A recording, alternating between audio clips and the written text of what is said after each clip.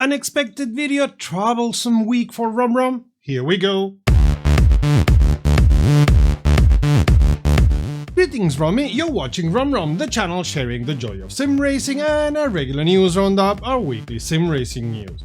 Thanks to all those who come here often, especially those who subscribe, and even more, our patrons. My name is Serta and I will be your host for this video. Truth to be told, I was not expecting to have much to say in this week, but the companies thought otherwise and are giving the year a last hooray, which is great news. See what I did there? In any case, enough intro, here's the news. Rennsport released a new version, is now in early access and has also dropped quite the update. Unluckily, this means Rennsport will have what customers most hate: battle passes. Oi. Anyway, those who log in during early access will be able to claim a BMW M2 CS for free, so at least there's that. You'll also find a new UI, which is great as the old one was not as nice, and the BMW M Hybrid V8 LMDH got a wheel that looks more like the currently used one. Added to the Battle Pass system, they now have a reward system as well as driver titles and have expanded their in-game store. Regarding racing on Rennsport, you will now see yellow flag zones on the minimap. Big changes to the physics. GT3 cars got a new tire model, changing all of the tires' behavior. I have to test that during the holidays. The engine braking, brake and ABS behavior and fuel consumption has been changed too, and of course all the base setups have been reworked. The code also got some adjustments to make the sim faster and less prone to stutter, and the audio got some brushes here and there, and a lot of bugs were corrected, especially regarding multiplayer. iRacing got a hotfix, the second one, for the Season 1 2025 release, expanding the dispersion of debris when cars rejoin track, changing the behavior of such debris and overall bringing the whole dynamic track model a bit nearer to reality. The graphics of distant cars have been corrected, as well as some assorted issues with cockpit graphics, and Mid-Ohio and Thruxton got some small corrections. The world is full of Volvos, at least the world of Euro Truck Simulator 2.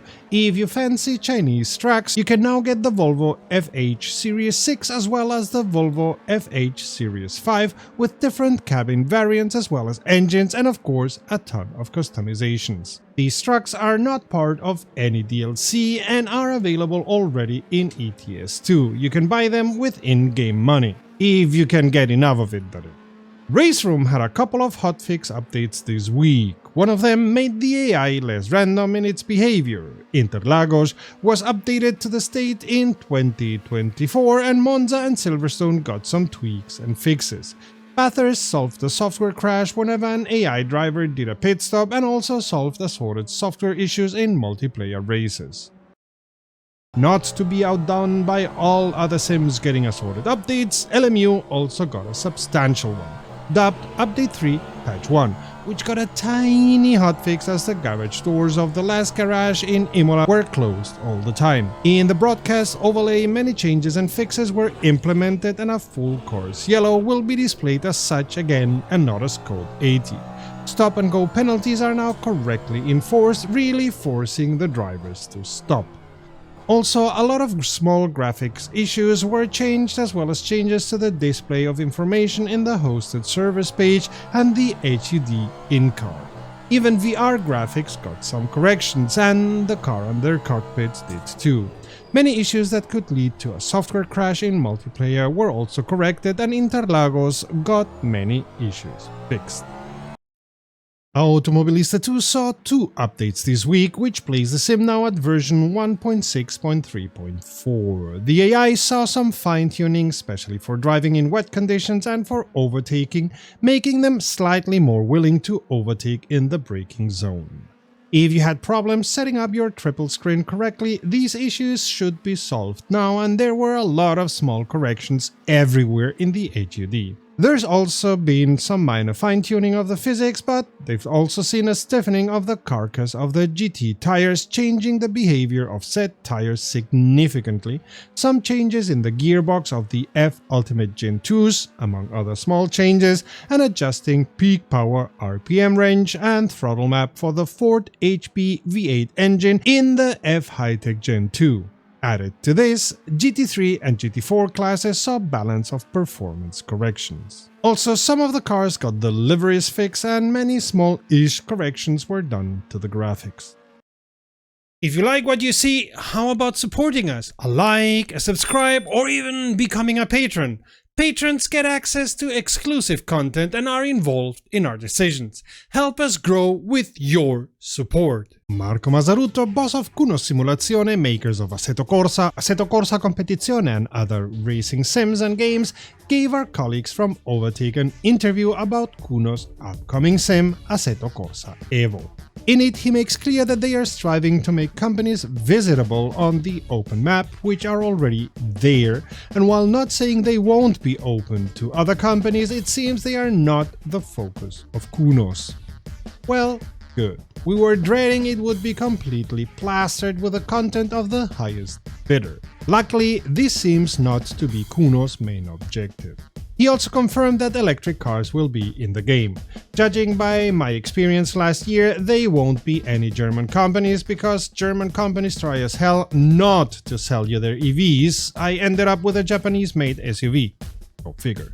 Speaking about cars, the Lancia Delta Integrale will be added to ACEvo 2, as will the Alfa Romeo Giulia GT-AM and the Alfa Romeo Junior Elettrica Veloce. They are also thinking about adding police cars to the Freeroam, which would make for interesting hunt modes in the Freeroam. Continuing with that, he said that they have already 15 officially licensed trucks lined up for ACEvo, and in about a year they expect to have 20 officially licensed trucks in there. Also, he said all types of weather will be also in the Freeroam, as well as the racing part, except snow. As they did in Assetto Corsa Competizione, they will have a rating systems that I suppose once again nobody is going to care about much. While not being very specific about it, he confirmed that in some time in the future you will be able to sim drift on ACEvo. AI racing will be in it from the first public release, while multiplayer will have to wait a bit until the second or third iteration. When it comes to damage, it's the same old story. Licensed cars cannot be damaged realistically because the companies don't allow it. Pure stupidity if you ask me, but it's their cars, their rules. For realistic damage, we are still restricted to BeamNG, which has no licensed cars and therefore freedom to do to those cars quite realistic damage. And then some. Even normal tear and wear is restricted in ACEvo according to Mazzarutto. Whoever was hoping or even expecting a career mode in ACEvo, sorry, it won't have one. There will be some kind of racing license mechanic there, but not a career in the sense of, for example, the F1 games. On the other hand, you will need points earned in races and some in-game money to advance, so it will be some kind of progression system, just not a career per se. A bit like Project Cars 1 and 2 had, I suppose. It seems also you won't be able to pick any car to drive on any track from the start, you will have to earn that car by points and in-game money. Not sure I like that, but there you go. Once again, he confirmed mods will not be possible during the early access period, which, up to a point and the way he put it, would not make sense, as in EA they will be still tinkering with the innards of the sim and too many things changing, leading to ever-changing mods and we suppose some heavy frustration for mod makers as well as those trying to race with the mods. Mazzarutto expects the early access phase to last about 8 to 9 months.